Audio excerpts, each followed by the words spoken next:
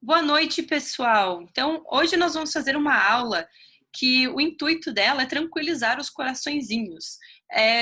Pensar alguns temas de redação que a gente nunca escreveu ou que nós tenhamos muita dificuldade ou até que nós já escrevemos para relembrar alguns argumentos que poderiam ser desenvolvidos nesses temas de redação. Nessa semana não precisa escrever, não precisa entregar porque é a última aula do ano. Depois nós vamos ter duas semanas de recesso e logo depois nós retornamos, certo? Também deixei o recado ali no nosso grupo que todos os vídeos, todas as aulas que já foram gravadas no semestre anterior, ao longo de todo o ano, tanto de português, de língua portuguesa, quanto de redação, vão estar liberadas e disponíveis para vocês revisarem até o Enem, além das aulas que nós voltamos a gravar em janeiro. Então, eu escolhi aqui alguns assuntos, alguns até a gente trabalhou, mas outros não, para lembrar alguns possíveis argumentos. O primeiro que eu vou falar é sobre gravidez na adolescência. Eu não abordei esse tema em nenhuma aula específica, mas abordei outros temas que até a gente pode correlacionar. Então, gravidez na adolescência. O que nós podemos falar sobre esse assunto?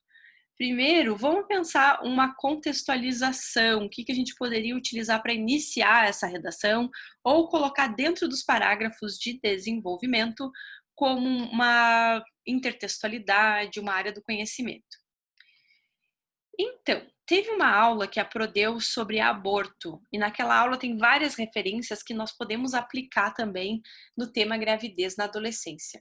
Uma delas, que é perfeita, é o Maria Farrá. Então, olha lá na apostila, tem na apostila de vocês, junto do tema aborto, certo? Então, as referências do tema aborto, elas também se encaixam e ajudam você a entender o tema gravidez na adolescência. Maria Farrá de Bertolt Brecht. Esse autor, ele é um cara que escreveu peças de teatro. Então, Maria Farrá é um monólogo. Para citar esse texto na redação, você coloca assim, no monólogo de Bertolt Brecht, lá tem como escreve direitinho o nome dele, ou até mesmo escritor. Nós temos ali a seguinte situação: é uma adolescente desfavorecida economicamente e que ela engravida na adolescência. Ela não tem familiares, ela não tem nenhum tipo de apoio e ela sofre muito durante essa gestação, inclusive ela tenta abortar e não consegue. E aí, quando a criança nasce, ela se torna infanticida Maria Farrá. Ela assassina o próprio filho. O final é super trágico. Lembrando que o Bertolt Brecht, ele é o escritor de teatro dos oprimidos. Ele é o criador do teatro dos oprimidos, que é um conjunto de peças de teatro que fala sobre os desfavorecidos economicamente e socialmente. Então, Maria Farrá faz parte desse conjunto de obras teatro do oprimido. Então, cabe bem para a gente citar aí no tema gravidez na adolescência. Então, essa é uma sugestão de intertextualidade. Se eu fosse falar a respeito de argumentos, daí argumentos mais pessoais, assim, o que a gente poderia desenvolver nesse texto que não é referência literária, não é uma área do conhecimento. Então, o primeiro ponto que a gente tem que abordar é a educação, porque é proporcional à quantidade de anos de estudo que uma sociedade tem, é proporcional, inversamente proporcional à quantidade de gravidez na adolescência que ocorre. Então, quanto mais acesso à educação, menos gravidezes, e existe plural, gravidezes, ocorrem na adolescência. Então, sempre falar da importância da educação, do acesso à escola. Esse é um argumento que é fundamental para esse texto.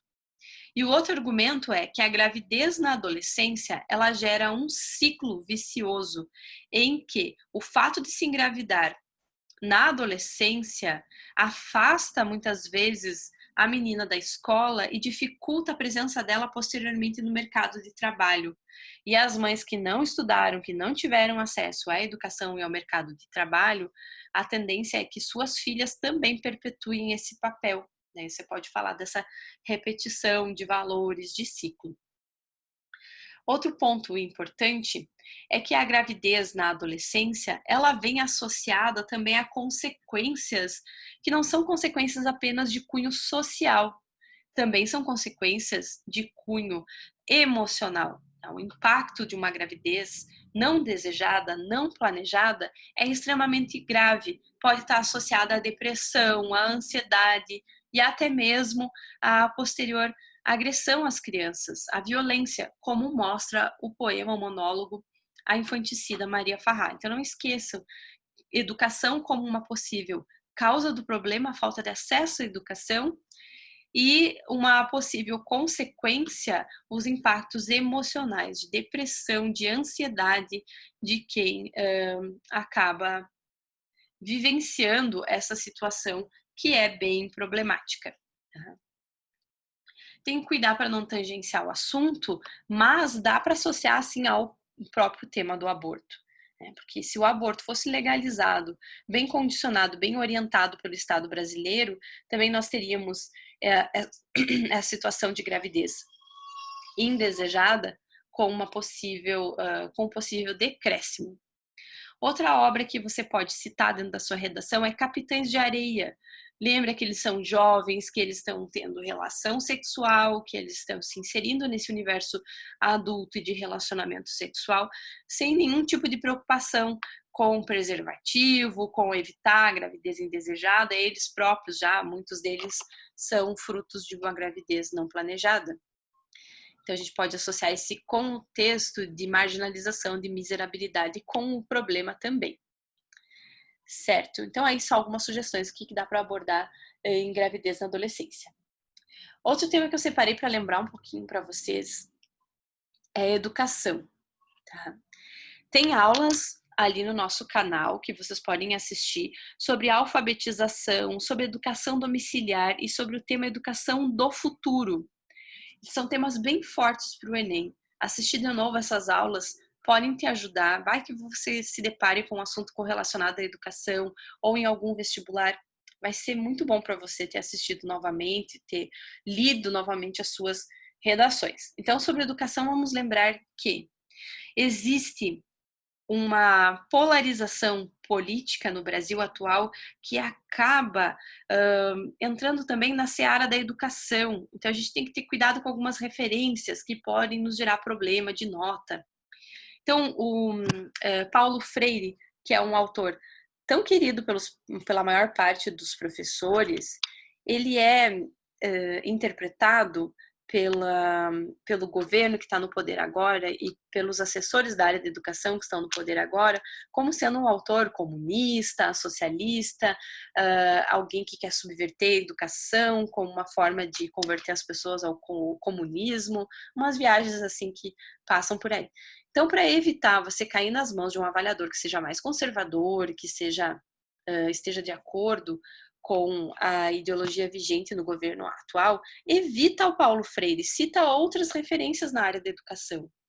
Que outras referências, prof? Naquelas aulas lá você encontra muitas, eu vou te lembrar algumas agora. Vai falar de alfabetização, ao invés de falar sobre Paulo Freire, pega um terreno mais neutro, como, por exemplo, Maria Montessori. Tá? Maria Montessori ela criou todo um método de alfabetização, de ensino das crianças que passa por transmitir às crianças autonomia, fazer com que elas aprendam por si só, com uma orientação do adulto, com uma tutoria do adulto. É um processo de alfabetização e de ensino que parte muito do concreto, do contexto da criança, que tem algumas similaridades com o processo de educação do Paulo Freire, mas é um nome que não se fala muito entre esse governo vigente, assim, eles não dizem que a Maria Montessori é comunista, eles nem sabem, eu acho, quem que é Maria Montessori. Então, essa é uma possibilidade de citação. Tá? É uma pedagoga italiana, que também foi médica, foi uma das primeiras mulheres a se formar em medicina, que criou todo um sistema de alfabetização, de ensino, de aprendizagem, sendo testado primeiro em crianças com necessidades especiais, crianças que tinham algum tipo de patologia. E depois ela adaptou esse conhecimento para as crianças que não tinham deficiência e foi um sucesso. Então, hoje nós temos escolas montessorianas nos mais variados países, nos mais variados locais. Então, essa é uma boa citação para você fazer na sua redação, tá?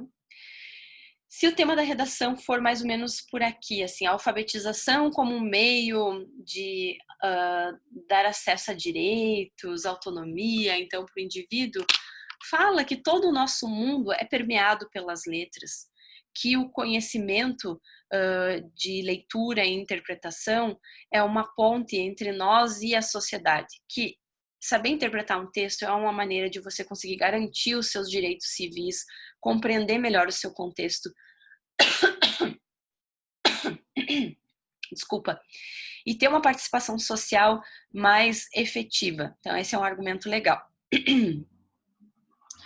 Outro argumento importante é que a alfabetização, além de te permitir uma maior cidadania, que é esse conhecimento dos direitos, dos deveres de participação social, ser alguém alfabetizado te dá inclusive mais saúde, porque você tem acesso a uma gama de informações de como cuidar do seu corpo, de como se alimentar, de como cuidar de si mesmo.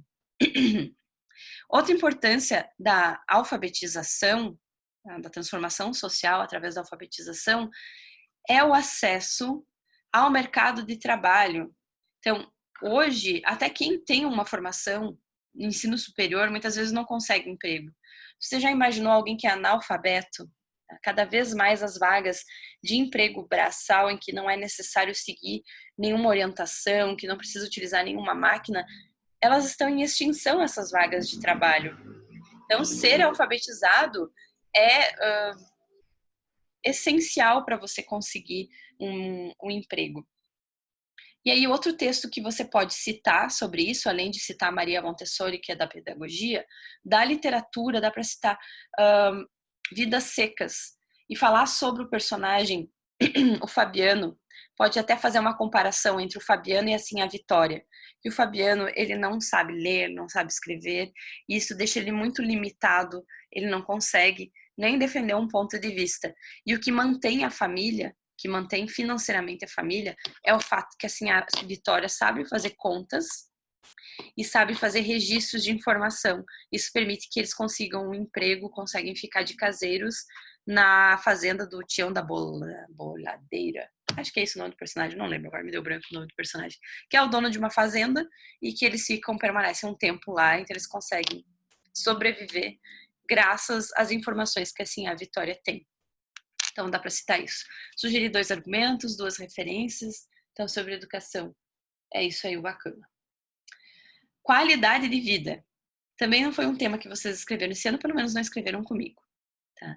A nossa qualidade de vida, por conta do cenário de pandemia, ela foi totalmente prejudicada, porque qualidade de vida tem a ver com liberdade.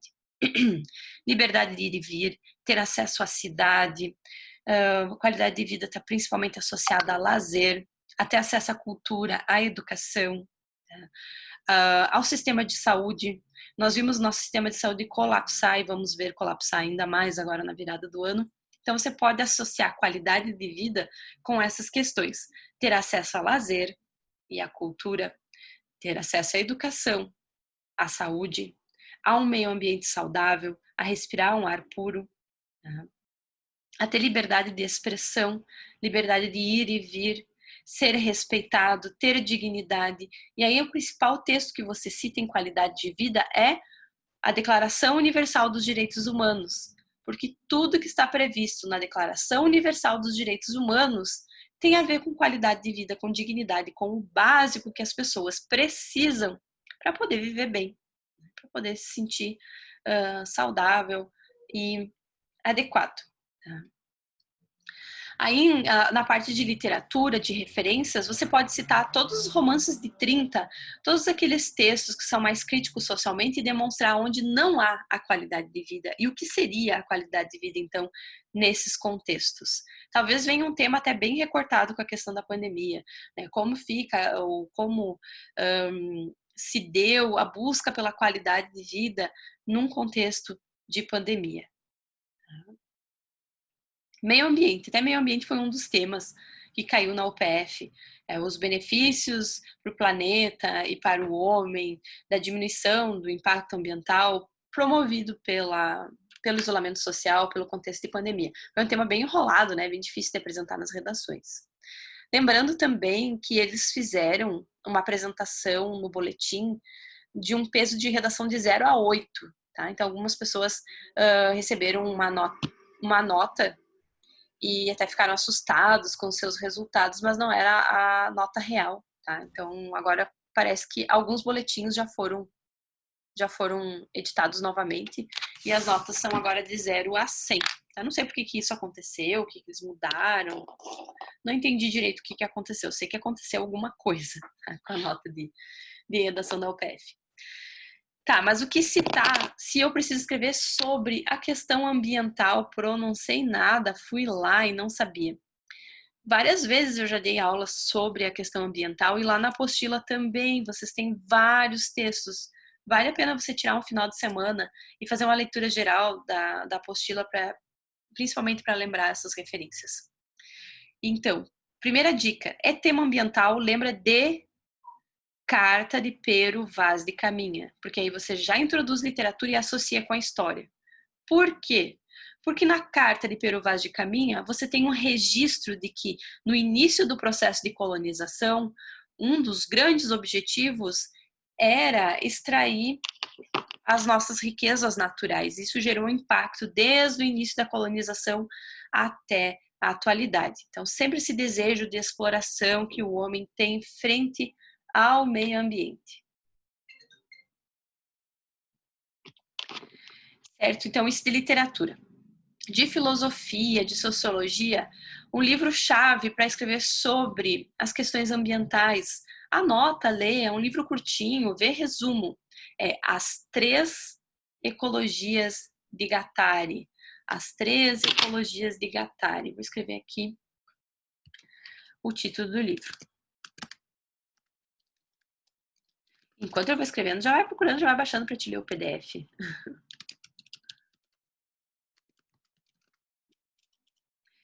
O autor é Guattari.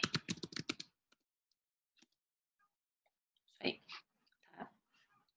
As Três Ecologias de Guattari. Então, Guattari, ele é um psicanalista. E aqui em cada capítulo do livro, ele vai falar sobre por que a gente detona com o meio ambiente, sendo que nós dependemos dele, né? Porque é um comportamento ilógico, é um comportamento até irracional destruirmos a nossa própria casa. E ele vai falar que a gente consome demais por vazio existencial, por desejo de ostentação dentro da sociedade. Ele explica várias causas do nosso consumismo, que é a principal causa do impacto no meio ambiente. E aí depois ele vai dizer das soluções, das possíveis intervenções. E ele diz que as intervenções, elas precisam vir sempre apoiadas num tripé ecológico, que corresponde à conscientização individual. A pessoa que tem uma consciência de que tudo que ela consome tem um impacto e procura diminuir a sua pegada ecológica, que procura diminuir o seu impacto, ela faz sim a sua parte e esse benefício é importante para diminuir a degradação ambiental. Então, usar roupa de brechó, usar um copo que não seja descartável, canudinho, usar um coletor menstrual, são todos exemplos que você pode colocar dentro da redação de uma conscientização individual. Mas ele diz também que isso não é o suficiente, que as pessoas precisam trabalhar em conjunto. E aí a segunda ecologia é a ecologia social, que é quando as pessoas tomam atitudes conjuntas e têm um pensamento empático em relação à sociedade, que cuida do seu entorno, do meio ambiente, porque se preocupa com os demais e até uma visão de pensamento a longo prazo, se preocupar com as pessoas que nem nasceram ainda, mas que vão usufruir desse meio ambiente. Então, essa segunda ecologia, ecologia social coletiva, que precisa vir também acompanhada, essa que é individual e essa que é social, acompanhada de uma ecologia que é política. Não basta nós termos preocupação ambiental e pensar na sustentabilidade da economia se nós não temos representantes políticos que embasem essa ideia e que assinem tratados e acordos de proteção ambiental. E aí o que você cita na redação, super importante, todos aqueles acordos, tratados de proteção ambiental, por exemplo, a COP21, né, o Tratado de Paris, começando lá pelo Tratado de Kyoto, mas tentar falar mais desses mais recentes, certo? Então, isso, citar os tratados, super importante. Pensar na Carta de Peru Vaz de Caminha como um primeiro registro de degradação ambiental, de desejo. Por quê, Pro? Não entendi. Lembra que ele fala que aqui plantando tudo se dá, fala das águas e tal. E depois o que acontece? Primeira coisa que os europeus fazem no Brasil é explorar a madeira, a água, tudo. Tanto que o nome do Brasil é de uma madeira, pau-brasil, que não existe mais. Uma criança gritando. Não existe mais, porque foi explorada até o fim, certo? Então, aqui são algumas sugestões do que trabalhar em meio ambiente. Saúde da gestante pode ser um possível tema e atrelado à área da saúde, porque mortalidade materna é um dos objetivos do milênio, evitar a mortalidade materna. Então, vocês podem falar dos objetivos do milênio, procurar esse texto, ver quais são os outros objetivos do milênio. Na saúde da gestante, algumas referências lá da aula de aborto, a própria Maria Farrá, tudo que foi dito na aula de aborto, muitas coisas que foram ditas na aula de aborto, dá para adaptar para a saúde da gestante também. E aqui tem documentários, tá? Documentários que falam sobre o parto, sobre a violência obstetrícia, ou a violência obstétrica, que é o que a mulher sofre quando ela vai ter bebê, que muitas vezes é super traumático, super traumatizante. Então, você pode citar a violência obstétrica, você pode falar de documentários, por exemplo, O Renascimento do Parto. É um documentário que tem no Netflix que fala sobre essas questões de violência no hospital e relacionadas à saúde da gestante. Uma gestante saudável é fruto de uma sociedade saudável, então tem a ver com alimentação, com segurança alimentar, essa expressão é importante, segurança alimentar, com a realização de um pré-natal bem orientado, da existência de postos de saúde, de unidades básicas de saúde próximas à gestante, certo?